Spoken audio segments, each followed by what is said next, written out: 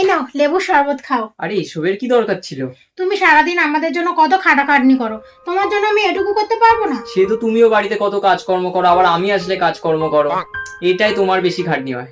তুমি যেমন আমার জন্য করো আমিও তেমন তোমার জন্য করি। না না খেয়ে নাও, এতে ঠান্ডা জল দেওয়া আছে। এটাকেই তো বলে ভালোবাসা। ভালোবাসা না থাকলে এগুলো করা কি সম্ভব? তো বন্ধুরা, তোমরাও যদি নিজের পার্টনারকে সম্মান দাও, ভালোবাসা দাও, এফোর্ট দাও, তবে তোমাদেরও লাইফও এমনই সুন্দর হবে। ঠিক আছে, দেখা হচ্ছে পরের ভিডিওতে। টাটা। দাও দাও। চলে এবার একটু খাই, খিদে পেয়েছে।